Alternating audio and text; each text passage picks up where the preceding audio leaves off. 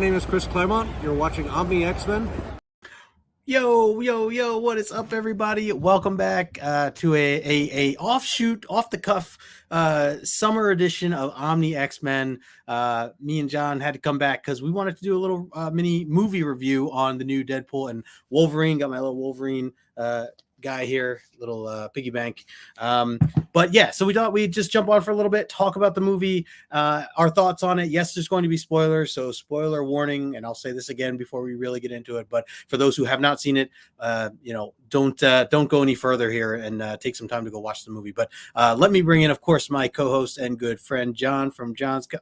Oh, damn it, Tamlin! I hate this guy. What the? Whoa, spoilers! Oh, sorry. Wait, are we Wrong. doing? Wrong. I have the book. Is this not a fairy porn night? Yeah, no, not not tonight. All right. We got our later. We have our Snicken. I mean, you still have your bourbon. It's still a bourbon night, but it is indeed. Actually, I'm doing whiskey.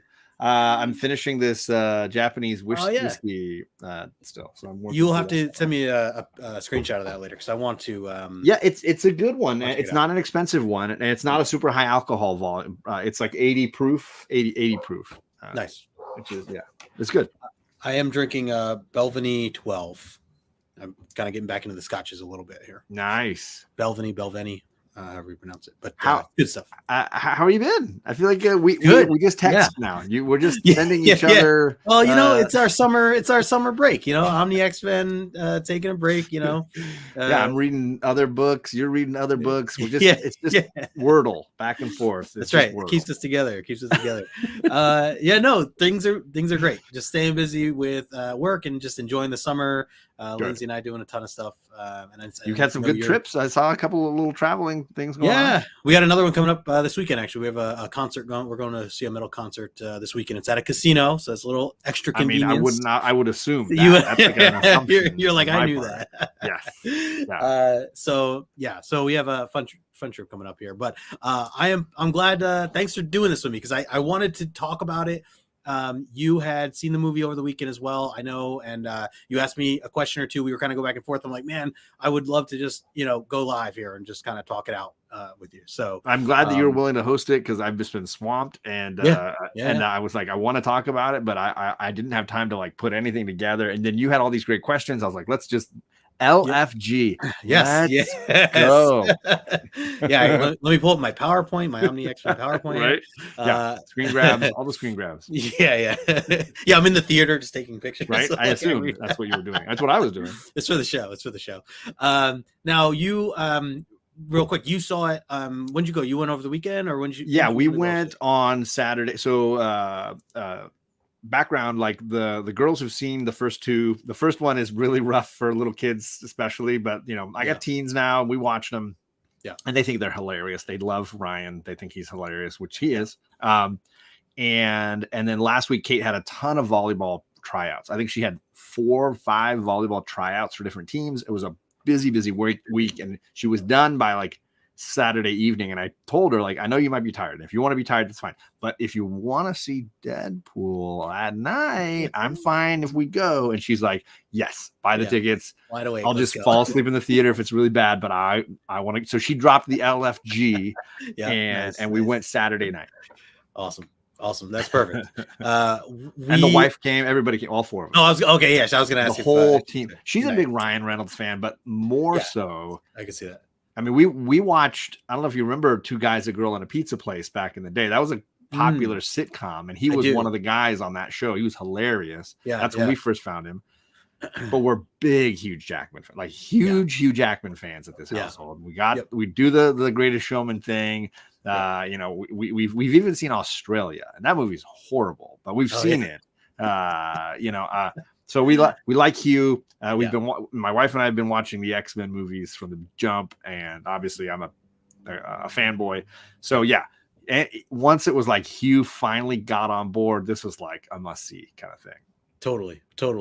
Well, we agreed. We love both of these actors, and especially when they're teaming up together like this, which you don't see very often. So they're back and forth, even in interviews and stuff. Just seems so. Oh my god.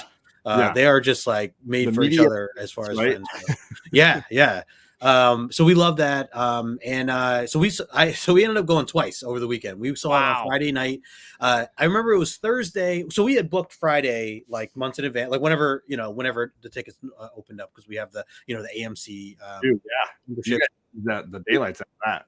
Yeah. So we jumped on that. We got the Friday one, and then the Thursday beforehand, I'm like thinking to myself, like, what if we really like it? Because I mean, Marvel movies in the past, usually I'm already preparing to book a second day that weekend. I just usually go to ones like Endgame. We automatically saw that 3 times over the 4 days. So she's like, you could book it under your account, and like, we can always cancel. That's a great thing about it too. We could cancel it. So I was like, well, let's just book just in case. And we went in. We booked seats somewhere on a Saturday where it was like we were dead in the corner, like up front. So we were like, all right, let's just book them anyways. And then we went back. I forget what it was, but we went and checked again, and like 2 seats, like dead center, opened up. I don't know how or why, but we took them. So we ended up getting really good seats for a Saturday night. Very nice. So we ended up going both nights. We watched it the first night. We loved it. Going into the second night, we're like, yeah, we want to see it again, right? Yeah, for sure. Again. So and we definitely want to see it again. And I will preface this whole discussion by saying, usually I'm the kind of film nerd, film critic that wants to see a movie twice before I really get definitive about my feelings about it. I just feel like it's always been the case that my second time watching a movie is my favorite. Like, I really enjoy, now that I've seen the movie and been exposed to it, I'm going to go back in knowing the language of the movie. I can better understand what they were trying to do. And then, did they succeed or fail? Like, I'm able to better critique it because I can see this is what they were trying to do, how they do. Right. Yep. No, it's a great point.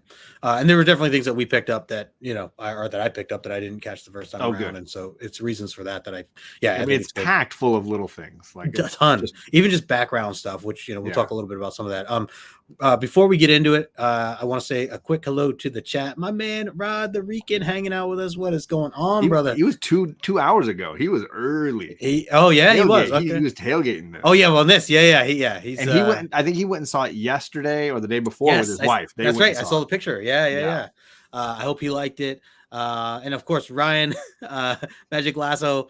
Hey Bubs, love the movie. Love this movie. No Diana Ross in the soundtrack though. Yeah, that I could see. And he's still upset about the Disco Dazzler not making an appearance. Oh, not we'll making get to that later. That's fair.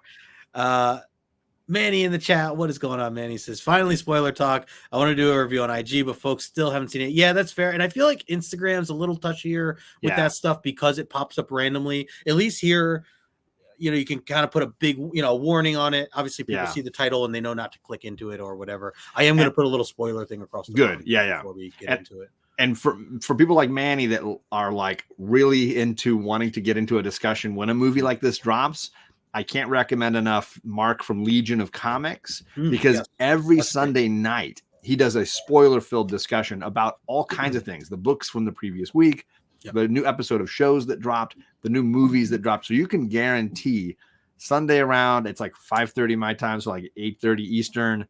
Yep. He is live and he's talking about it. So if you're ready by Sunday Eve, you can get that chat with him guaranteed. And he's just started doing spoiler posts on his Instagram. He's like, it's about a week out now, I can do it. Right. But he's always good about not giving spoilers until the right time. Yeah. And that's just it too. I think at least, giving everybody a week, I think, is fair. We're technically like just a week out at this point with what we're doing here. And, obviously we're not trying to, hurt anyone's feelings or ruin anything for anybody in this regard. There are people out there though that are reckless and just kind of throw things out there without thinking. So you do have to look out for those, unfortunately. I see our good friend Gore Vidal in the chat. Hello, my friend Gore. Says good evening. My shop rented a theater for its customers. That's a great idea. Everyone there was a comic reader. I think we appreciate differently than the general public. True. So, that's a great point. That's a really cool idea that your shop did that. And I had buddies out here that did that for different. We saw the Batman and Multiverse of Madness that way with them. Yeah, they had rented a screening and everybody just got to go. It was fun. Yeah.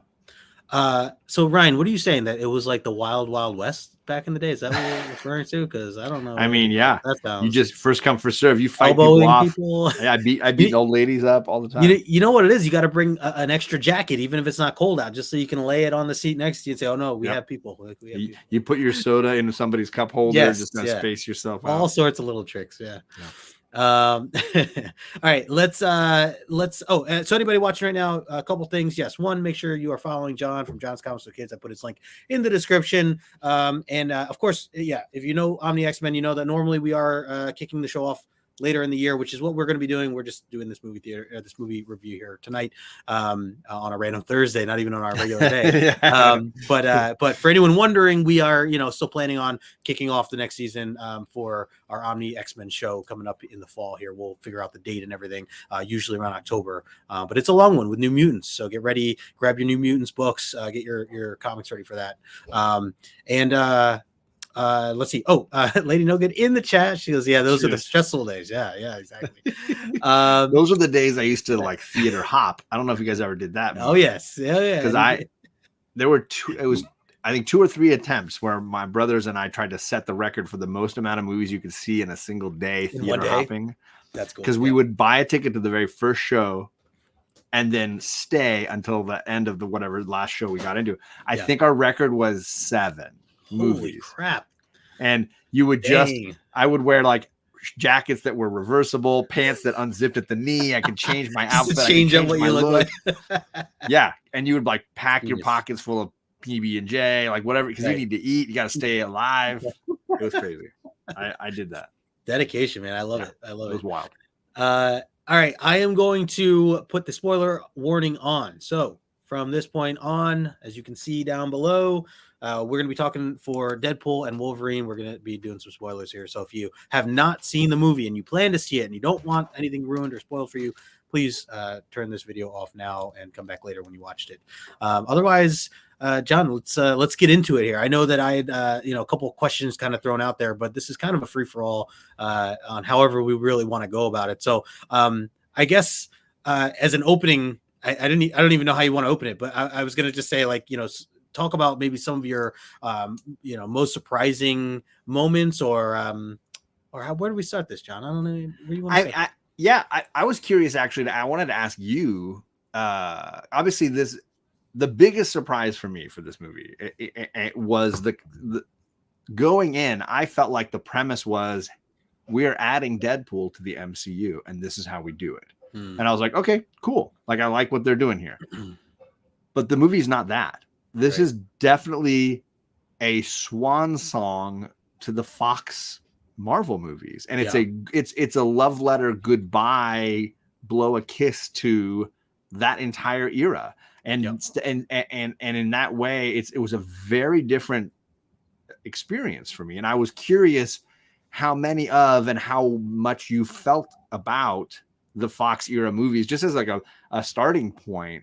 Yeah, where you came into that, because there's a bunch obviously with Blade and the Fantastic Four and Daredevil and Elektra, and there's a lot beyond just the massive X-Men films. What were your some of like relationship to those movies? Yeah. So and when you mentioned even your thought of going into the film, and you mentioned the introduction to the MCU, I remember thinking for a moment, like a part of me thought, okay, is he being introduced? But seeing the swirls in the commercial, they really hyped that concept. They did, but I just remember thinking like, I don't believe it. Like there's some joke, there's something, it's not that straightforward. It felt like Daredevil kills the Marvel universe, which he's done several of those stories, right?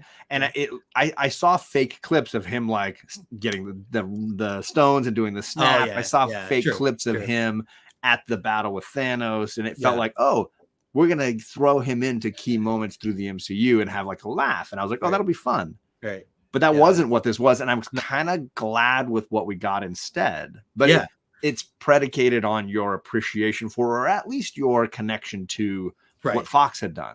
And that's the thing. Like, so, and I know everybody's different, depending how you approach these films. And if you were even old enough, to have seen these films at that time, or ever took the time to go back and watch them.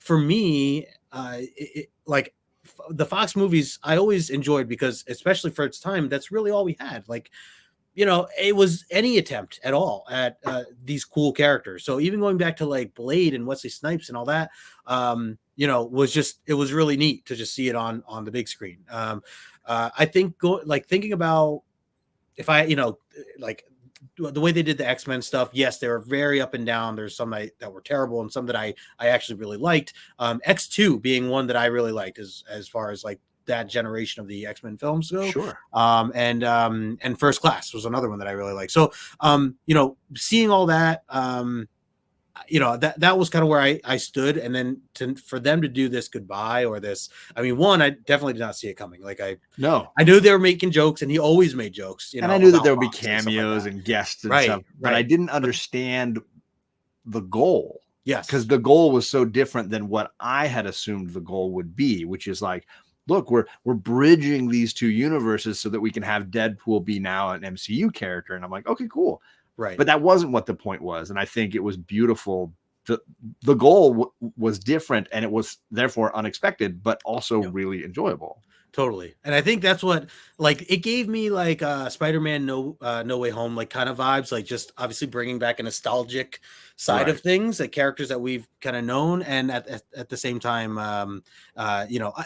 and even like Civil War, like that's one of my favorite Marvel films of all time. And I think that that's a film that I went into where I didn't watch any trailers, any spoiler warnings. I didn't know Black Panther was in there. I didn't know Spider-Man was in there. I didn't know. So when they showed up on screen, it was like incredible. And that vibe is what I got from this film. And this was a bit more on purpose, but like, just getting that vibe again, that shock or surprise was very exciting. Like throughout all that, going to the Chris Evans, and then seeing Elektra and Wesley Snipes come out later, like all that stuff was really, really cool. So sure.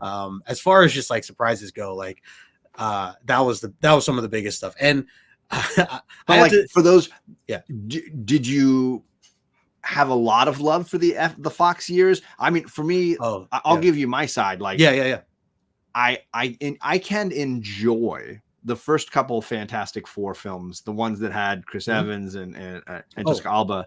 Like, I can enjoy them. I don't like them a lot.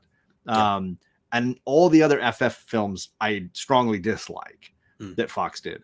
To your point, the X-Men era is a mixed bag, and I do think it's comparable, not maybe identical, to compare this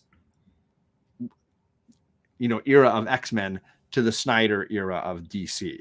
This is the Bryan Singer era, right? Yeah. Bryan Singer's X-Men, because he did so much on those first two films and then later several others, it's kind of clouded by him. And it was his view of the costumes, the characters, the background. A lot of it was kind of like when Alfonso Cuarón came into Harry Potter land and was like, let me repaint and change the color scheme. And all of a sudden, all the other Harry Potter films mirrored his third film, right? Style. Yeah. And in this way, I feel like this was the Bryan Singer era of X-Men, and love it or hate it, it's predicated on him. And obviously he's had some big, canceling worthy kind of issues in his life. And I think that is another cloud over it as well. But for me, like the Bryan Singer era of X-Men is similar to the Snyder era in that you have fans that loathe it and fans that were into it and could enjoy it. And the best fans for me are the ones that understand, look, this is not the comic book X-Men. Right. But it's still fun, right? It's still fun. I can enjoy it. They play well enough off of the themes and the characters and the concepts that I can enjoy it. But I know that this is not comic accurate, and it's not based on the books per se. It's really based loosely on the concept. And much like I think a lot of Steiner fans can look at Cavill's Superman or Affleck's Batman and be like, look, this is not the quintessential version of those characters, but I enjoy it. Right. So the X-Men era is up and down. Even the Blade films, I think there's 1.5 maybe great movies in there, but it's scattered over 3 movies, so it's a little more schlocky. The original Blade I love. 2 and 3 have like a half a good film and a half a bad film. It's funny because you get, obviously it's Ryan Reynolds' launch into comic book movies there. Right. And then of course later with Wolverine and X-Men Origins Wolverine, he's Deadpool there. And the first 2 Deadpool movies. So for me, like, it is a very mixed bag, but to your point as well earlier, I had a lot of love for it, a lot of connection to it. And I think that's just it. Like, the nostalgia is what kept me I mean, and just just knowing back then that was what we got. Like that's what it defined what the comic book movies were at the time. Like, yeah, totally. I have this appreciation for them, even to this day, where I'll go back, I can watch certain ones. Yeah, and it inspired Kate to go back and watch X2, and she was like, "Oh, I forgot how good this was." Yes, yeah. There's like so many great moments. They've seen most all of them. I think I skipped X3 because I was like, that movie sucks. Yeah. But most of them they've seen. Oh, there you go. Ryan says favorite there too. X2 is a great movie, and I think it holds up for the time, which was 2002 or something. Like it holds up for a 20-year-old movie. I think it holds up well. Absolutely. Okay, then let's flip it. Yeah, it's Kenneth. What's going on? Let's flip this then. What was your like initial reaction coming out of Deadpool 3? Like you came out now, like what was your visceral reaction emotionally, whatever, like to the movie? I think it was way better than I thought it was going to be, even, and not to put it down and like going into it. Like I don't know. I was just expecting more of the same. I have to say, like the second Deadpool movie to me wasn't my favorite in that. No, like it's my least favorite of the three. Yeah, like there's it's clearly more of just the jokes and the humor and the the punchlines that he delivers. But as far as like the storyline went and the villain in that and all that stuff, I didn't like necessarily care as much for it. I really enjoyed the first one. So, but for me, this one, number 3, it's got to be my favorite out of these 3. I think it goes 3, 1, 2 for me. And again, I think a big part of it is just the cameos and the tie-ins to the nostalgic feelings that we got from the characters that we knew and loved, from an earlier time. So I think a lot of that played a big role. So for me though, like, Lady No Good and I were laughing, going out, like we're just recalling every little one-liner and punchline and, cracking up about everything. And like we said earlier, like it's so much that you really can watch this 3, 4, 5 times probably and laugh super hard at a lot of different things just because you either missed it the first time or you barely caught the end of it, on the second time, time around. So, for us, like it's just such a fun movie. And it's exactly what I want from a Deadpool movie. It's not, it's not supposed to be the next Endgame or anything to that effect. Right. But it also wasn't just some okay movie. It was like, that was a great movie. I thought it was a great movie. So I enough to see it twice in one weekend. I think that says something. So I remember thinking that it's a 2-hour film.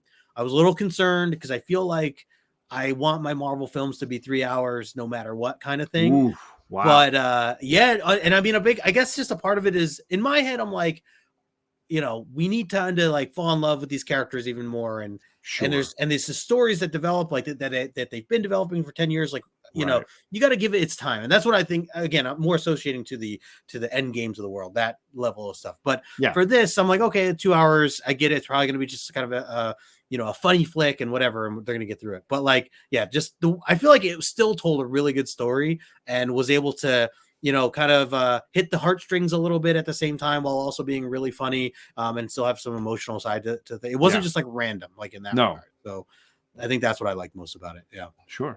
What about you? How were you feeling when you guys were walking out?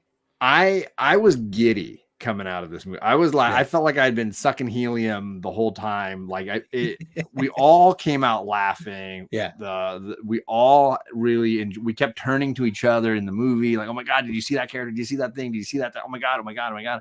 And the girls haven't seen all the Fox stuff. They've seen the first FF movie, but none of the others. They've never seen Daredevil or Elektra. They've seen almost all the X-Men movies. So for them, they didn't get everything, but I was able to like lean in and be like, oh, that's this, that's that. Yeah. But yeah, I came out so high that part of me was like ready to rank it highly among the best MCU movies. I was like wild with this feeling. Yeah. And it not only delivered what I wanted, which to your point was a lighthearted buddy film with these two great performers who really are epitomizing these roles together on screen, hamming it up, doing the full bore. But it also, to your other point, I think, delivered an emotional layer I was not prepared for. When they ran clips from like behind the scenes at the end credits of the Fox films, it really hit home for me what they were trying to do. Yeah. And I got like sad that it was over. probably the same way that Snyder fans at the end of the Snyder Cut were like, now it's done. Like, I'm not going to see it again. Right. Now, I recognize, like I said earlier, this is not. Ultimately, we've yet to get the quintessential X-Men on screen, unless you count 97. Right. But I was sad that this era was kind of ending a little bit, and it was beautifully rendered. So, yes, best of the Deadpool movies. I'm not ready to rank it among the MCU yet. I think I've taken a step back from my first initial response to the film. That's fair, yeah. But I am willing to state that for me right now, it's my favorite of the Fox films. Okay, which is a huge compliment from me, because that means, and I know Gore's going to flip, that means I'm putting it above Logan. I'm putting it above Days of Future Past. I'm putting it above X2. I'm putting it above First Class. Like, I'm placing it at the top right now. Yeah.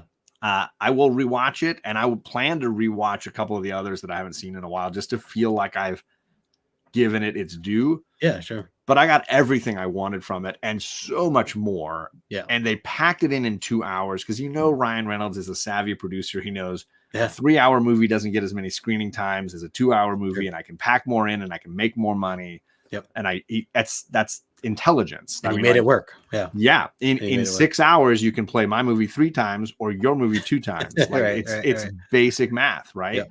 Yeah. And it worked wonders. They obviously had a smash hit weekend. Yeah. Big time. And so for me, like, I came out of that theater like absolutely overjoyed. And so that was my emotional reaction. No, that's well said. And it's funny that you say that, because that was the vibe I got from you as you were like, first messaging me about it and how much you really enjoyed it.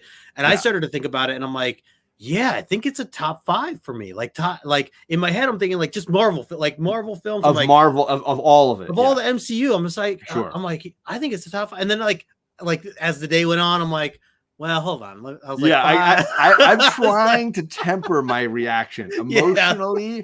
Emotionally, I was like, let's go. LFG all the way. Well, like, when you're in the theater, when you're there, you're in the moment. You're just like, it's walking out after that end credits clip, and just being like, okay, yes, let's go. I was like, okay. But afterwards, I was like, okay, let's see it a second time before we put it onto that list. Before we go over there. But for the Fox films, I'm willing to place it above all those others, even though Logan, for a lot of fans, is a top 3 all-time comic book movie. It doesn't hold that ranking for me. And I know that we can talk a little bit about the emotional reaction, because I know that there are Logan fans who are furious with this movie for kind of, in their mind, undoing the Logan ending. I disagree. I think they leave the Logan movie, and they literally use the opening credits to like, this is the Logan movie. We're not touching your Wolverine. We're going to get a different Wolverine. Like, that was their whole point, was like, your movie still stands. Like, we didn't screw with your movie. You love it. Have it. We're going to get a different Logan. He's over here. He looks a lot alike. He looks like your Logan, but similar he's attitude. right. For me, that leaves the movie intact. I love it. Yeah. I have issues with Logan. I don't hate it. I love the movie. It's very, very good. Yeah. But I like this more. That's right. My my daughters are okay. This just shows you age difference. Kate came to me and she's like, I'm learning the Deadpool song. And I'm like, it's in sync. You're learning the Deadpool song. I had to back her up 2 steps. I was hilarious. Like, firstly, Justin Timberlake is the man. Like, you're learning I don't care if he's on his DUI parole. He's the guy. Second, Ted Lasso already did it. You've seen the episode. Ain't no lie. Bye. So I had to back her up on that and be like, this is twice over. You've seen this already. This is not the Deadpool. That's right. It's not. That's right. That is hysterical. We're gonna get that. I mean, there's gonna be a lot. The young audiences are, they're gonna have that. Emotionally, I get all of this. Is on top of the list. Laura's final scene, quoting from Shane, was exceptional. Seeing her in the film. Yes. Great all point. Of this. Yeah, great point, Gore. I was so pumped to have her. Back in I wanted film. more from her, but I mean, that was right. That was the only thing I wanted more of in general. Yeah, and they even captured her. Like, I felt like the fight scenes that they captured her in were so good, because it gave us they made her look younger, with the Yeah. glasses Yeah. and the backpack, and then her just dashing at people and still doing her thing in like almost like a crouched way, just made you think of like the little girl that was doing it from the original. All of the characters, the way they Yeah. used Elektra, the way they were utilizing Blade, like everybody got their moment, which was rare in a movie with so many cameos to pull it off. And Gord, my only main critique of Logan is I just really dislike that there's two Logans in the movie. I struggle with the like, oh, he's gonna fight a younger version of himself, and that's that irks the crap out of me. Like they had enough cool bad guys. They didn't need to throw in two Hugh Jackmans. I didn't need the double Jackmans. So that's my main critique of that film, and the thing that kind of pulls me out of it when I'm watching it. But other than that, it's not my cat. It's not my cat. I actually kind of kicked her out. Justin knows she was messing around with the screen window, and she came around to mess with some stuff, and I scurried her out. So she's down the hall, I think. Yeah, that was Jax. He wanted to say hi to everybody. So I wanted to talk to you about what your thoughts were on some of these cameos. Yeah. So I mean, the one that for me stands out the most was seeing Chris Evans. Like, yes, him coming out and doing it in the way that they did it was the best, because I don't like. Now that I look back, I'm like, yeah, that was really obvious. But like, I was surprised when he goes and hugs him and is like, oh, he's going to say the words. And you just hear, he's like Avengers, and it just flame on. Like, such a great twist. Was not thinking about that at all. So I wasn't at all. Like, it was died. Beautiful. Yes. And they have a glimpse of the blue under the like burlap he's wearing. And you're like, oh, it's going to be Cap. And so, and then he reveals his face, and you're like, awesome. Yeah. He's joining the MCU. Here's Cap. He's being this greeted. Is perfect. And then that's the first time I got the hint that this is not about the MCU. This is about Fox. And I was like, oh. Yeah. And then it makes sense later on when we build on that. Yes, with Elektra. Well, you're right. Even the villains that are in that scene made me think that it was that only that scene was going to be a jab at Fox.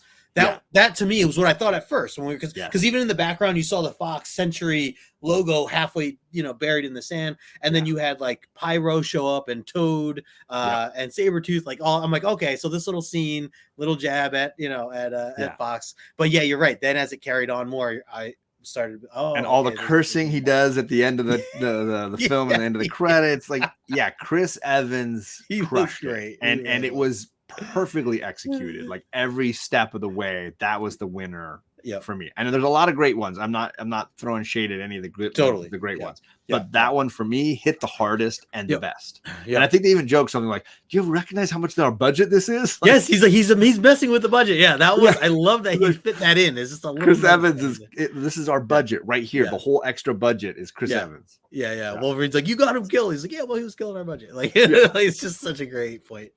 So I totally agree.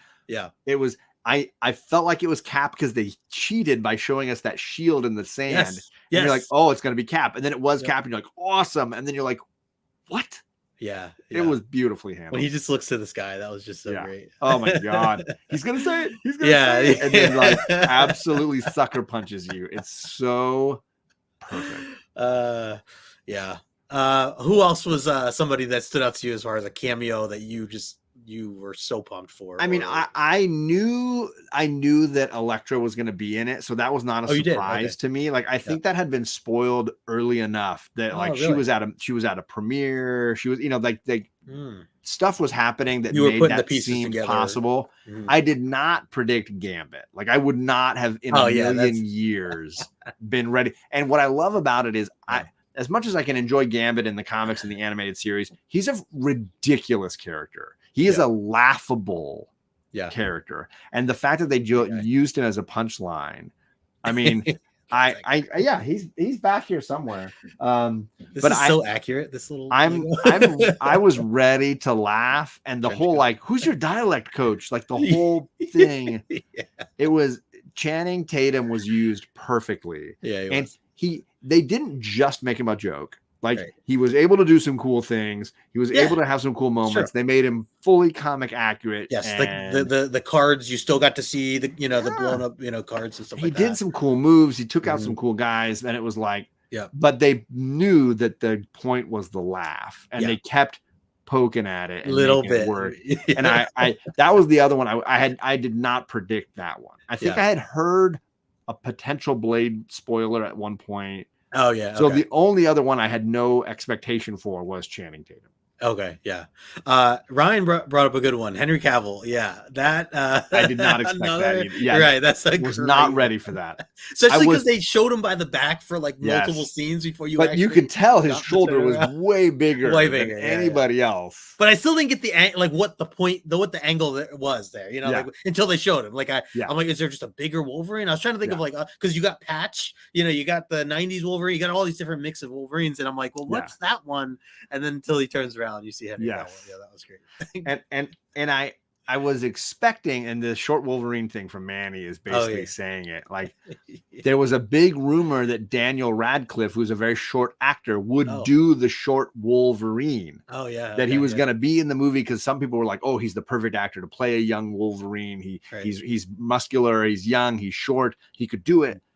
And I assumed that the Patch was going to turn around and be Daniel Radcliffe as Patch. So I was a little disappointed that he didn't actually appear in the movie. Right. But Cavalrine was just as good, just as great. Yep. Manny says Gambit was a nice meta commentary. Comic accurate, sometimes looks silly, and some movies deserve to be canned. Yeah, there you go. And some accents are really difficult to pull off in a movie versus in a comic or an animated show. True.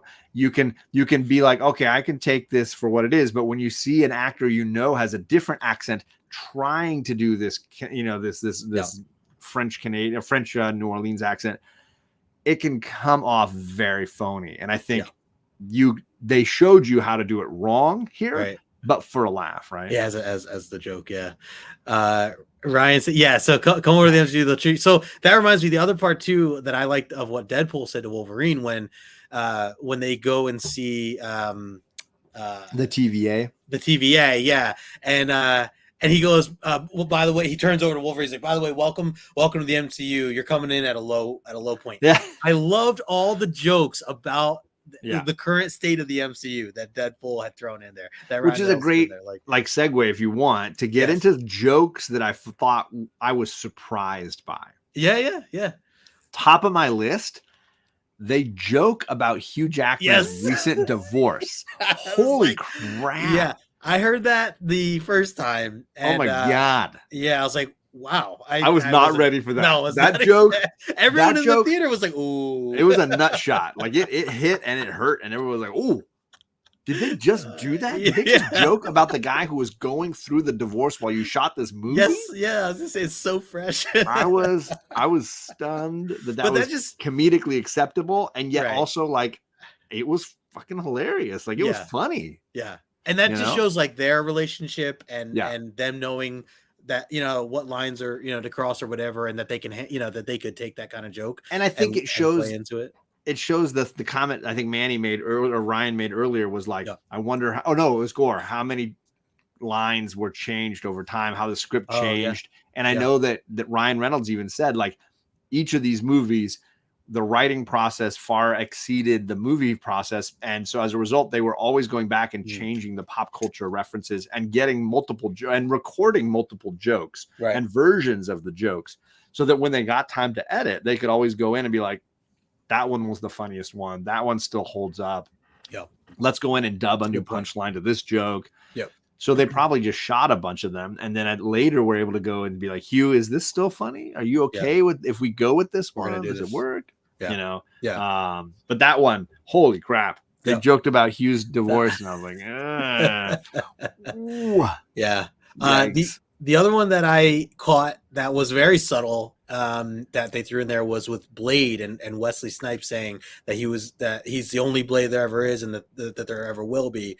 And he said however they phrased it. Yeah. Did you see this part where looks at the Deadpool looks camera. at the camera. Yeah, like And Deadpool's are like, they ever gonna do another Blade? that Mahershala movie seems not to be happening. Right. Like nothing's going right there. Yeah, But they I just thought definitely that was a gave him props. and took a shot at Marvel at the same time, at Disney. Yeah, for sure. So I just that was what was so great about it too, was how relevant things were. Yeah.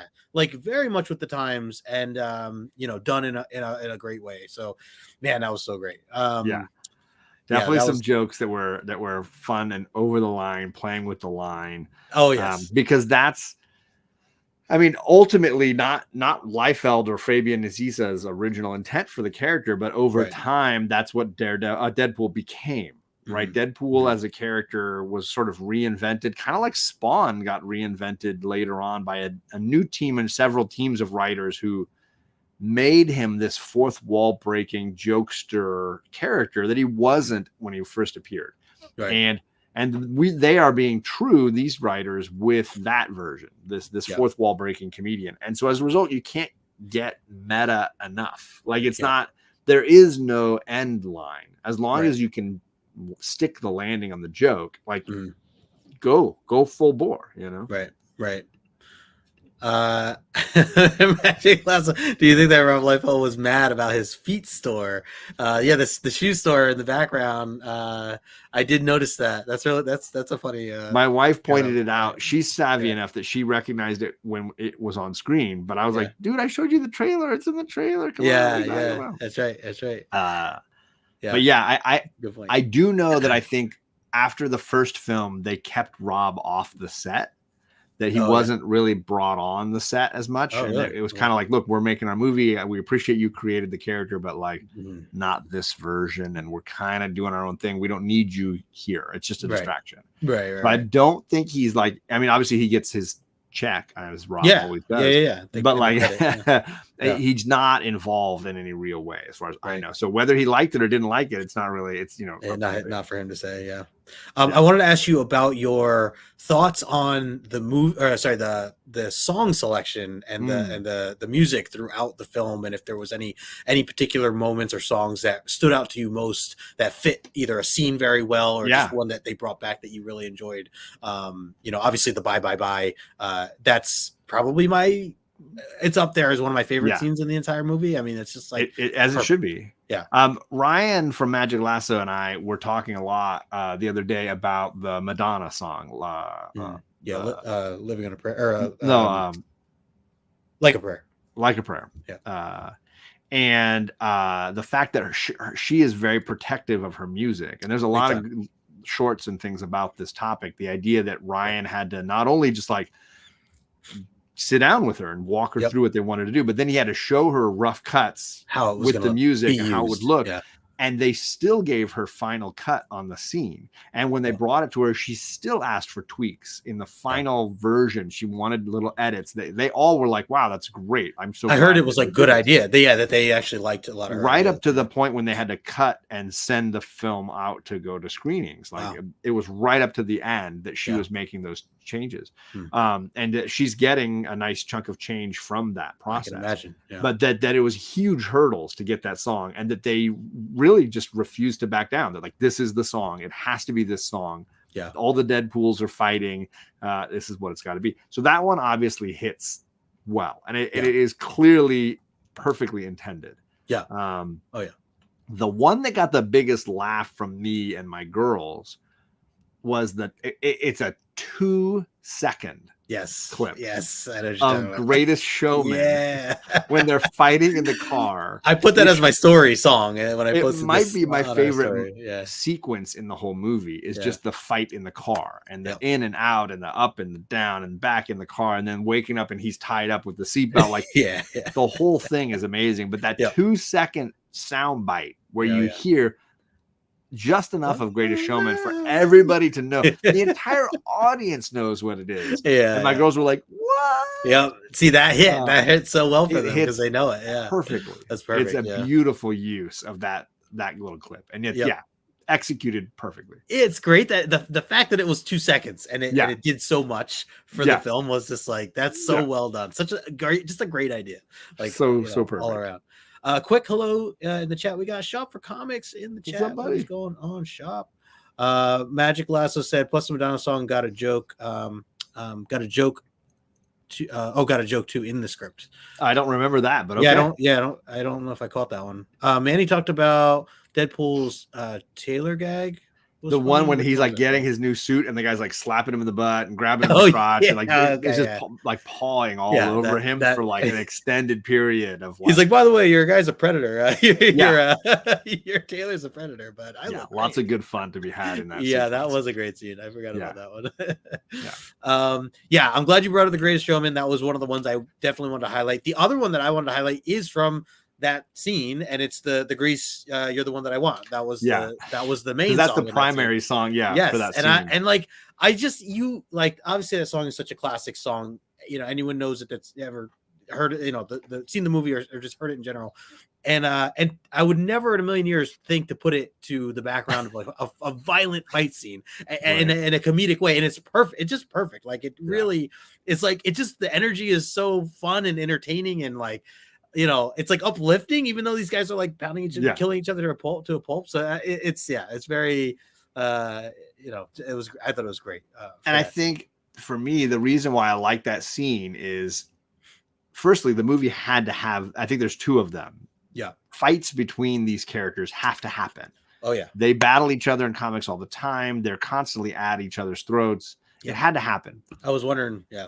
But how you execute it makes all the difference. Yeah. And these scenes could have been very like token has to be here crap, but they're not only do they fit a need in the story, like where these characters are in the plot and with each other, they're executed so well and they're so funny. Like the story beats in the battles. Yeah. Whether it's the one at the 20th Century Fox logo or the one in the back of the car, like every time they get into a fight again, you're like, dang, they're still going. Like this is hilarious. Like the execution is really well done and it's edited well. And like you said, the music's really functional and good. Just for me, if I had to pick a scene, that car fight is the scene for me. Definitely. And I love that they keep harping on the Honda Odyssey. He's like, man, this Odyssey really it's spacious. It's got room. Yes. Yeah. It starts off with a lot of burns and then it becomes a little love. Exactly. Until he's 90 and Manny adds Robert Downey Jr. as well. Yeah. It seems like it now. That's where it seems like, maybe we'll see Iron Man versus Deadpool versus Wolverine at some point because they'll all be still going. Could do it. They could do it. Let's see. And I'm looking at my notes of anything else that I kind of wanted to have stand out. Funniest. We've talked about a million of the funniest moments, but another funny moment for me that I was really laughing out loud on was towards the end with Nice Pool, when he uses him as like a shield and you just see him getting shot like the whole time. And then he's just like, it's okay. He's just going to regenerate. And he's like, well, you can regenerate. And there's like blood coming out of his mouth. And Wolverine's like, way to go. Like you murdered this guy. You just killed this guy. And he's like, hey, don't worry. Just hold on to it. And his head like blows up. That final sequence with all the Deadpools is a lot of fun. And it really was a lot of entertainment with the metaverse, multiverse kind of stuff. And for those that don't know, obviously that's Blake Lively as Lady Deadpool. I was wondering if his wife. Okay, but the little baby Deadpool is his baby son. Oh, really? And the young girl Deadpool is his daughter. So there's a shot when you get Blake and both of their kids all together as the Deadpool family. Oh, nice. Okay. Yeah. I was wondering. I didn't know if it was official that was. Or at least there's a bunch of like quality cameos in that sequence. People in the Deadpool costumes as the different Deadpools, like other famous people or people interconnected to the Wolverine Deadpool universe or the Fox universe. There's a lot of fun had there. Nice. But they're all wearing their masks, so you never know. Yeah, right. If you watch the credits, you can kind of see some of the names. Oh, see, I'll have to check that again just to see some of the other names fun. That stood out. Yeah. The other thing I was going to say, just as a whole of what I liked so much about this film was, and I think this goes to anyone who ever was into Wolverine as a kid growing up, or just, you know, as a fan of Wolverine at any given point in your lifetime, anyone and everybody would always love to envision Wolverine going off and stabbing and killing bad guys. And of course, even in the comics, as you know, John, like we've talked about, when The early Berserker. days, early days of John Byrne, where we had like the scene of Storm and Nightcrawler just flinching because they had it off camera, whatever Wolverine did to this guard. They would not show a lot of that stuff. And even when they did down the road, it was to like the Brood and to other aliens. So you're slashing, you know, non-human type of things, like which is like green guts are flying. Right. Yeah. But this, and when you have Hugh Jackman doing this and just like, I was Cutting like, this is and everything. This is everything. And he's in the blue and yellow costume, which was a huge deal with the mask, the whole thing. Like, it was, the fan service side of it was like, look, this is what they really want. Let's try giving it to them and see if it works. Yeah, it does. I don't love the mask. There is moments of it where I'm like, it's a little goofy. It works better in a comic than in the movie, but like, I'm just glad they gave it. It was better. It was better than I thought it was going to be. It worked out, you know, just overall. But like just seeing him slash and stab and obviously it's so violent. It's just so over the top. But it is everything that Wolverine, you know, should be seen doing. You know, like and they wanted to give us some of that in Logan by giving us a rated R Wolverine movie, but it was Wolverine way past his prime. Yes, and we didn't get to see him, to your point, in that berserker full ability range that they gave us in this. The crawl, the animal crawl, right, Shop, when he crawls at Deadpool and then like pounces on him. Even the flex when they jump through the bus towards the end after they just fought all the Deadpools, and he just has that like flat, you know, that moment of a pose like that. I'm like, how many times have we seen that amazing you know, pose in a comic book or on a spread page or a splash page? So those are all great points. Also, Shop mentions, yes, everyone has a Peter. I love that. Was a great fun scene, kind of fun way to end that moment without having to string out even more. You know, we got the big fight, but then we also were able to move on, you know, without things being too ridiculous. So like, that was great. He played some good cameras. I always think of Will Ferrell with that guy. That actor. Oh, okay. I just got that. The way he carries himself and the delivery of that character, I'm like, man, Will Ferrell could have done that. Like, I'm gonna look it up, but he did a show, I think, for Amazon Prime that is hilarious that my wife and I watched. I'm gonna give it to you because you would probably enjoy it. Oh yeah, please do. Oh yeah, another great point. Shop talking about X-23 slicing Juggernaut's ankles at the end. Oh my gosh, that was so good. And going back to her, like, I'm so glad they brought her in. I really am. I think they did so well, and we got to see her going crazy, you know, just stabbing things and going nuts. So I thought overall that was really well done. Ryan says this week marks the 50th anniversary of Hulk 181, and to see this character in a huge blockbuster film is freaking cool. I think, totally agree with you. I did not realize that it was the 50th anniversary. That's incredible. So I'm trying to think if there's I know there's just so many scenes that we could probably talk about it for days and days, but I mean, yes. all right. So I did have to ask you about this, John. Cassandra Nova. Yes. So I don't know Cassandra Nova very well based on where we are in comics, and I didn't know much about her even going into seeing this film. What did you think of the actress and the way they kind of used her? What did you think of her as a character? I thought she was an excellent villain that she played. I loved how powerful she was. And I also liked that she wasn't like, I don't know, big bad or whatever. Yeah, she wasn't like evil to be evil per se, or I don't know I don't know. Maybe she was. It was like, I don't know. She wasn't the main villain. She was just kind of like manipulative and running her own scam on the side. When she found out that she was manipulated, she got pissed off at the TVA. The main villain was definitely the TVA, and ultimately Marvel crushing Fox. Yes. Marvel was the villain. Yeah. The butt of all the jokes was Disney and Marvel. Right. But yeah, no, I really liked her. I loved the power, like her powers that she had, the way they showed her, like having them go up and down and her fingers just moving left and right. And, Wolverine just like, being slammed around and like all that was great. The whole creepy fingers going into the eyeballs and the head, like that whole, part of it too. I really, really great effect. Use of special effects. I saw somebody complaining about the special effects at some points, and I thought I did not have that reaction at all. So I want to at least push back a little on the other side of the scale. Yeah. There was never a moment when I was disappointed with the special effects. There was no moment when I saw an effect and was like, well, that looks kind of crappy. There were obviously there's been plenty of movies where I'm happy to call that stuff out. I didn't see that here. So if anybody is telling you they felt the special effects were cheap, I would push back big time on that. Yeah, I agree. I loved the way they used Cassandra, even though you could tell they were doing stuff with her face digitally. They were doing stuff with her eyes, with her bald head. There was some really, I mean, the actress did shave her head, but she was not. Oh, she did. Okay. I wasn't sure. For all, it wasn't for all of it. So there were portions where it wasn't, because they obviously shot this again and again and kept having her come back and things. So, So do you, so I don't know much about Cassandra. Do you know Cassandra Nova? So she first appeared in the Grant Morrison era. So we're talking not too long ago. Yeah. That's very modern. And they based her appearance, her costume and everything on that run when she first appears.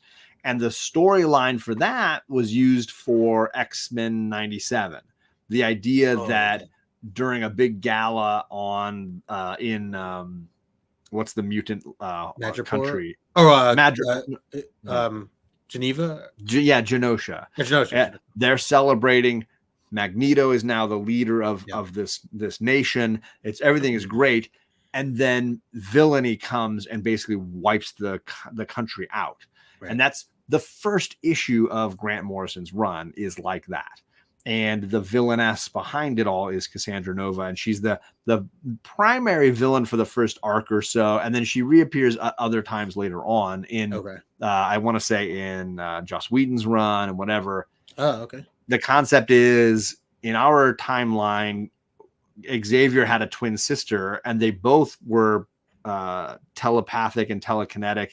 And in the womb, they were aware of what they would become. And they battled and he tried to kill her and basically killed her in the womb. She was born stillbirth.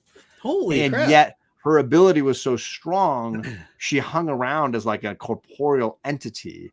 And then later latched onto a body that would allow her to do what she wanted to do. This is way heavier than I. Yeah, it's kind of dark and wild. Yes, they have several issues where they kind of like break down who she is and what she does. Okay. The movie only lightly touches on how they shared a womb and they were kind of like enemies and whatever. Yeah, I heard him say about the womb. Like, the idea is that as a zygote, he committed murder. He killed. It's like. I mean, I know Professor X is a jerk and all, but like a baby killing a baby. Oof, it was weird and dark, and it was all sort of revealed in the silent issue, which is the best issue of the Grant Morrison run.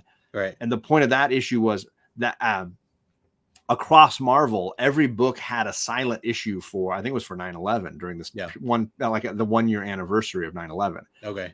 The X-Men issue was a Grant Morrison one, and it all took place inside of Xavier and Cassandra's minds as Jean and Emma navigate their thoughts. But they can't make any noise inside because they know these are such powerful telepathic psychics that they'll be caught.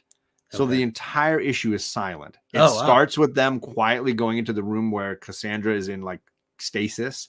Yeah. And they go into her mind to discover kind of what is the backstory here. And they've got to like break into different parts of her consciousness. And then at the end, it ends with them coming out and Jean Grey just, I think she curses. She's just, or Emma does, like, this is fucked. Like she's just, they've learned all this stuff and they drop an F-bomb like, oh my God. And that was the only, you will not believe what we found in there. That's crazy. Crap.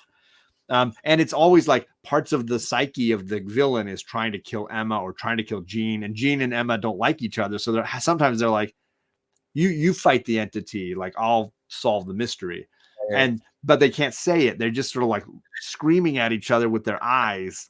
And the other one's like, that's you got this. You got this. Man, It's a very good issue. Yeah, I mean, I know you had given me some other things to check out. The Grant Morrison. That stuff omnibus is still on sale as far as I know, and it's Oh, absolutely worth it. And it's one of the best sort of self-contained X-Men books. You can just read it beginning, middle, end. It's a beast. It took me a summer to read it. Yeah, it looks sick. But that first arc is the Cassandra Nova arc. Okay, cool. Sorry, cool, that was a lot of information. No, it was but I mean, it's a character. I was wondering, yeah, I didn't know how in depth that they actually went with that character. And I want to say she comes back when Joss Whedon followed up Morrison with the Astonishing X-Men, and I want to say he touches on it a little bit. And she's come back. I think she came back during the Krakoan era because she's basically she doesn't have a body. Right. Her mutant ability was so strong. She's stuck around without a physical being. She's sort of like incorporeal, you know. Right. Well, that's cool. I mean, yeah, I'll have to read these at some point because I definitely am interested. And I just thought it was cool. This villain that I was not very familiar with, who wasn't, like you said, wasn't necessarily the villain, really kind of a side character. But did you like the guy from Succession that played at the TVA? The main TVA, guy, the main bad guy. I mean, he was great for what he was. He was the sleazy villain behind the whole thing. And I liked that the TVA and by proxy kind of Disney Marvel were the villain. I thought that was well handled. And that the villain was not an individual they could just punch. Right.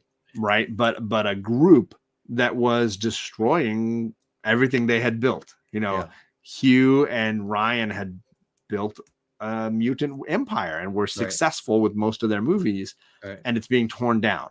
And so for them, they're fighting back against that. I think there's some comedy to be had with the meta concept there. Cassandra Nova was basically a side character who was like, I never even got a movie. I'm just pissed I'm being abused here in this movie. You know, there's an entire meta to this entire plot. Right. Where you really look at it from the point of view of Fox characters fighting back at being thrown on the dust heap or the garbage pile of movies, because they'll never get that Channing Tatum Gambit. They'll never get that fourth Blade movie. They'll never get that next Elektra movie. So they're fighting back against the corporation that is ending them, which is represented by the TVA. It's very funny meta plot. And in that way, it was way deeper than I thought it was. Than what you would expect. And I think it's easy to dismiss it as just like a cameo-filled romp. But it had a deeper concept about modern movie making and big budget movie making and corporations and monopolies. And I thought there was a funny, and the fact that Disney produced it is hilarious. They're the punching bag of their own movie. And it was effective. It's like they supported it. So you just reminded me too of another point I wanted to bring up here. I know we're reaching the hour mark, but I gotta say, and we got Brian. Hello, Brian. LCS. Boys and girls. Yes. Brian is awesome, and his community awards are wrapping up. So if people want to vote and support channels, this is the guy to talk to. There you go. We can't start over, but we go back to the beginning, Brian. And, we're gonna replay the whole thing. We're gonna go back 1 hour. Be ready. So the thing I was gonna add that you reminded me of what I thought of when I watched this film. And this is just me and you and JP and Daryl thing, is I was getting the vibes when, especially in the desert scenes, and you got all these old characters who are used but no longer used characters. I was thinking about our Jeff Lemire stuff that we've been reading for Black Hammer. And remember like Inspector, you know, and like all those characters that were no longer used, and like to me, I was just like, Jeff Lemire, this is right out of the book, like right out of the Jeff Lemire, side story. All these little characters that are and visually, they're obviously taking a lot from the Fury Road, Mad Max kind of stuff. Oh yeah, that was a great like world. And I think, to your point, like I think that Jeff Lemire design of like, what does the garbage heap of creativity look like, and they capitalized, and it reminded me of like Inside Out, and where imaginary characters go to die. It reminded me of Toy Story and the toys that are thrown away. It had some of that same Pixar stuff as well, where I felt like a connection to something that's the tragedy of creativity that is left to rot. Lost. Yeah, right. these lost Yeah, toys or these yeah. the island of misfit I mean, toys is yeah. yeah, and I think that Exactly. there was fun had on that concept that I think is unexpected for me. Mm-hmm. And I love that, and I think it made it more fun when I clicked into what they were doing. Again, that aha moment, and it first happened with Chris Evans, but of course it happened with the new team when you get Elektra and Blade and Gambit, and you're just like, okay, Yeah. I get it now. I see what you're doing, and then emotionally it hit when the end credits are running and they had those behind the scenes moments, and great. you could see that was a great moment. Yeah. You could see people like Jennifer Garner. You could see obviously Ryan Reynolds, who was from Blade, he was from Wolverine, he was from Deadpool. Now, these people that are like, look, I invested years of my life, time away from my kids. I got paid. I'm not arguing that, but like, it was nice for them to have their work, a punctuation mark. You know, for all the work. And Chris Evans to be able to come back and be like, look, I'm repping the whole FF crew. Yeah. And I'm able to say a little goodbye. Even Jennifer Garner is like, you don't need Daredevil. You don't need Daredevil. That was a great I'm line. divorced from Ben Affleck now, so I don't need him. Like, they could have fun with their own product and be able to give it an ending, right? Yeah. Blade finally joined the Marvel universe, right? Yeah. They were part of it. Channing Tatum got his cameo. They were part of it, and that was kind of cool. Yeah, no, agreed. Shop says then they also saying the universe was saved, and even continuing was intriguing. Wondering if that just meant that they will be remembered. Yeah, I don't know. And they had to leave the door open, and I think that was probably a contingency with Disney where they were able to say, "Look, if this is we want to be able to go back." Yeah, this opens the door and then pretends to slam it shut, but leaves it open just enough that they can decide later on. Look, if they return more of this, we don't they can want make more it make of sense. this. Yeah. They did not want to slam the door on it, and I think that it went to the edge of the line without going over. And Agreed. No, Brian, no. Taylor Kitsch played Gambit in that X-Men Origins Wolverine movie that had the original Deadpool with Ryan Reynolds with his mouth sewn shut. Sewn up, I don't need Taylor Kitsch. Taylor had a shot. I thought it was funnier using Channing Tatum personally. I'm looking here. I think we covered everything, at least from what I wanted to mention. John, is there anything else that you wanted to bring up or share before we kind of wrap things up here? I would love to hear where you rank, like what films from the Fox universe you might rank above or near this one. Where so for me, I'll run through my favorites. I mentioned that this is now at the beginning currently my favorite from the Fox era movies. I'm not ready to rank it with Marvel. I'm not there yet emotionally. I don't know. But as far as the Fox era films, the other ones at the top of the list for me are X2, Days of Future Past, First Class, and Logan. Those are the other four that always rank the highest. This one now for me kind of sweeps the leg and is the one at the top for me. Future Past holds a lot of love for me because it's kind of like this in that you get the original version of those Bryan Singer characters, the new version of the Matthew Vaughn characters syncing together. I have a lot of love for that one, even though obviously it doesn't follow the Days of Future Past in any real kind of way. I love that one. X2, I think, was the final version of like, look, this is what Bryan Singer wanted. And it worked as a setup for the Dark Phoenix, as a setup for who Wolverine was. Like, it worked. And then Logan as the punctuation mark on that character's journey. Those are the films that rank the highest. So for me, it would probably go in that order. It would go Deadpool 3, Future Past, X2, First Class, which is a nice relaunch. And then Logan might be number 5. Logan might creep up to 4, but I am not as in love with Logan as most, and I kind of mentioned that earlier. So I feel that the answer I would give is not necessarily fair or equal. Oh, and I didn't even include films. Deadpool 1 and 2, which would definitely be those would be up there. right Yeah. in there. Like Deadpool 1 for would be sure. up there. Yeah.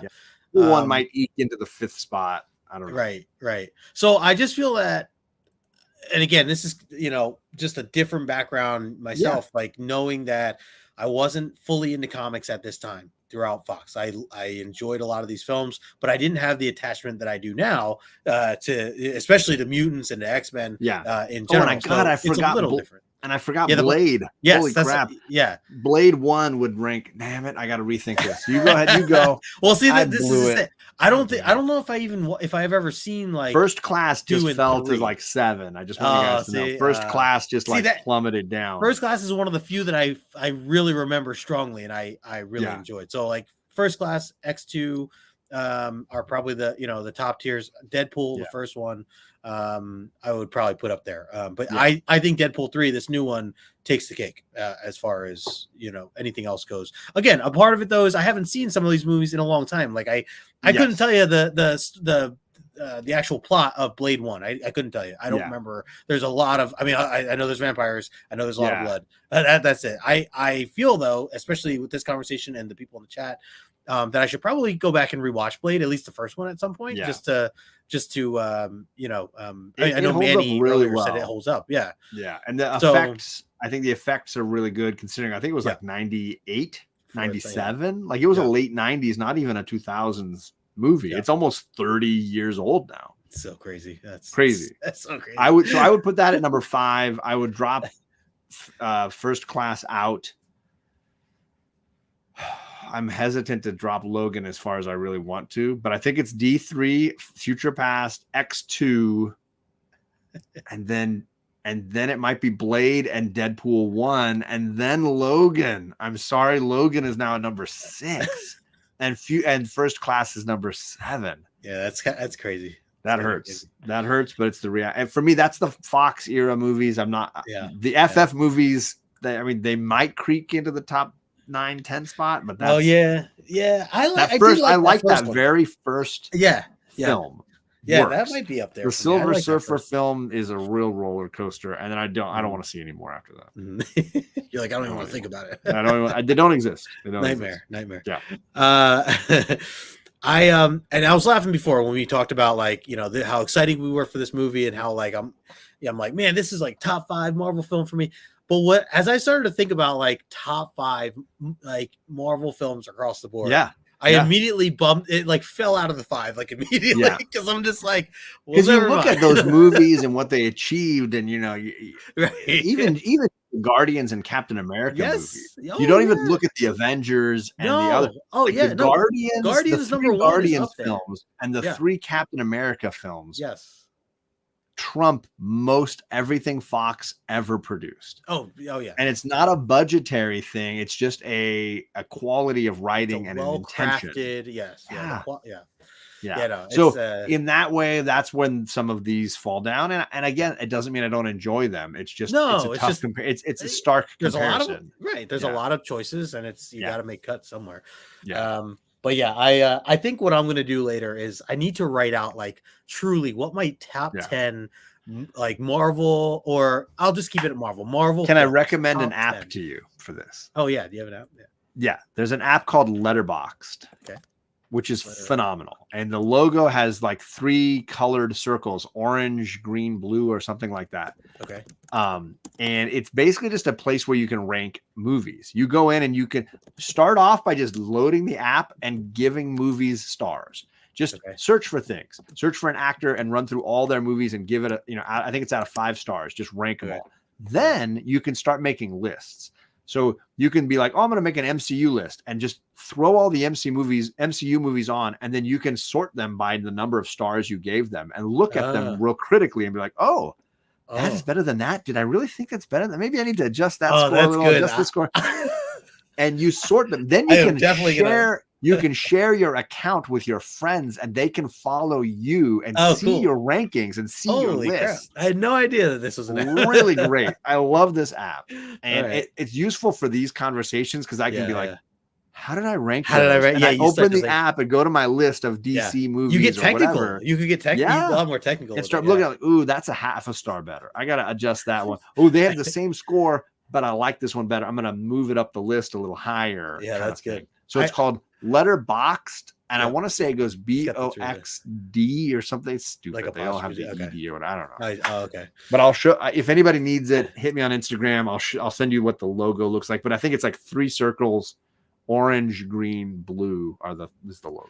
I just wrote it down. It's great. I laugh because I think about how we rank our X-Men books, and I'm just like, it's a 9 point whatever, you know, like every time, like it's great. And I'm like, if there's a letterbox for comic book X-Men rankings, then I'm in trouble, because I think I really have to get technical, and for me, it's just like it's 9. It's at least it's a 9. Yeah. And I'm like that with my ratings. I generally either love or hate things. It's not often that things fall in the middle, right.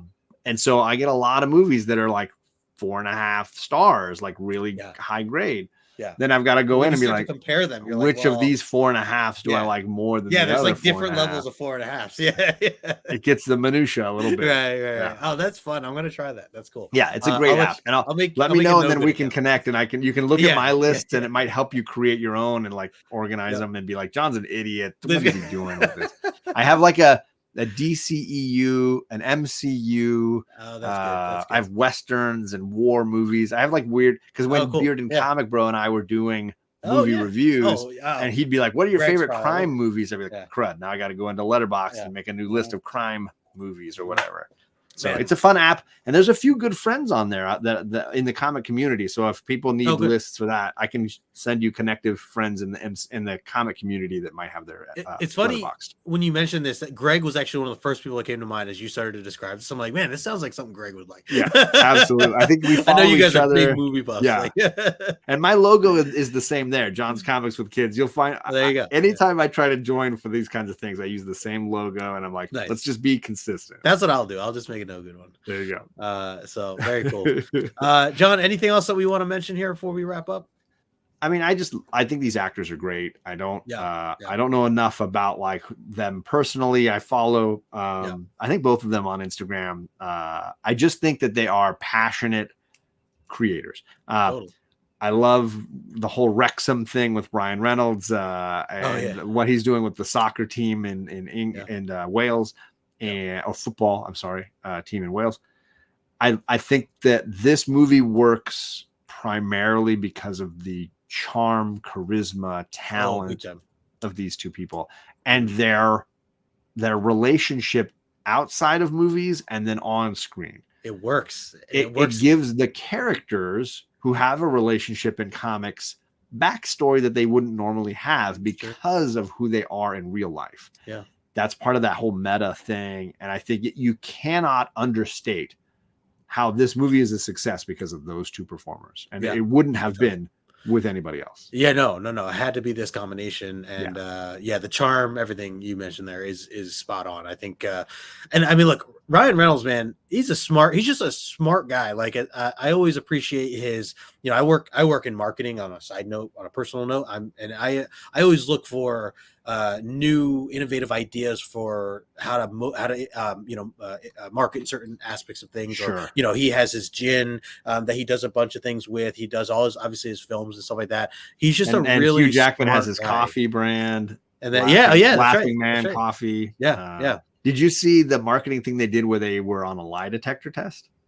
Oh no, I didn't. Because it's hilarious. Oh no, I didn't see that. I saw the hot ones. They did hot ones. Yes, wings. Ryan asks questions of Hugh on the lie detector, and Hugh asks questions of Ryan. The best question, and it's all. I've seen a bunch of it on Instagram. Hugh says, "I want to take you back to I think it was like 1997," and Ryan's like, "I don't know." He's like, footage of Deadpool leaked onto the internet. And it forced Fox to decide whether they were going to greenlight the movie. It was an illegal leak from inside of Fox. Did you leak the It's so good because Ryan Reynolds even has to say, like, that's a phenomenal question. Yeah. And they basically, if you remember back to that time, like the footage leaked and it was almost like a little commercial, and it was the opening of the movie where Deadpool's sitting on a freeway overpass, and he's like playing, he's listening to like songs, and then he jumps off and into the roof of a car and starts killing bad guys, and the car's flipping, and he's writing little notes while he's killing guys. It's a crazy sequence. And they shot a test footage of that to prove to Fox we can make this movie, but Fox didn't greenlight it. And so after a year, the footage somehow made its way online, and it was such a hit on YouTube that Fox greenlit the movie. But the reveal of who leaked the footage hasn't happened yet, whether it was the director, the writer, or Ryan, the producer. And it's great. It's a great question. And it was the birth of all of this. Like, it only happened because of backdoor, marketing. Sure. Yep. Yeah. That's what that was. It was like, I'm going to release this to show people what we can do because it looks so good. Get them hyped. You got to win them over. They're going to freak, and then maybe Fox will, let the purse strings go a little. Give them a little taste. Yeah. Yep. Genius. That's funny. I'm going to look that up. I'm going to see the. It's great. The full video of this. I'm sure it's on YouTube. All right, gang. Gonna wrap this up a little over the hour mark. John, appreciate you, man, for jumping on and talking some Deadpool and Wolverine. I'm gonna have to get a little Deadpool guy. It's gonna bring. I don't think I have it. Oh, do I have a Deadpool? Oh, I've got. I just got more. I got the little Lego Wolverine, and I got the piggy bank. I got a funny little set of like. I've got a Lego Wolverine, of course. Yep. But the Deadpool that I bought, and he's looking like Deadpool, came with a little toy Wolverine. He had his little stuffy, like a little stuffy Wolverine. That is great. Would come with Deadpool. So like there are some great Funko Pops from the film, by the way, that they've already been releasing. The baby Deadpool and the head pool, and a bunch of them. So I have not yet jumped into the merchandise side of it, but I'm sure that'll happen eventually. And knowing you, you know me. So thanks, Ryan. Appreciate you, man. Thank you to everybody in the chat. Appreciate everybody swinging by, hanging out with us.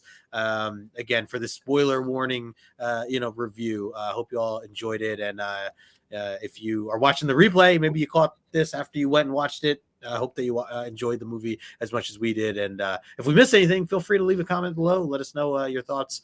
We always love to hear it. Otherwise, make sure you're following John, as always, as the Omni X-Men crew. We will be back later this fall. So we'll be kicking off New Mutants, the omnibus there from Chris Claremont. So where Daredevil Deadpool first appeared. Deadpool first appeared. Not in the omnibus. A little down the road away. 2055. We'll be there. We'll be there. All right, gang. Till next time, everybody have a great weekend, and we will talk to you later.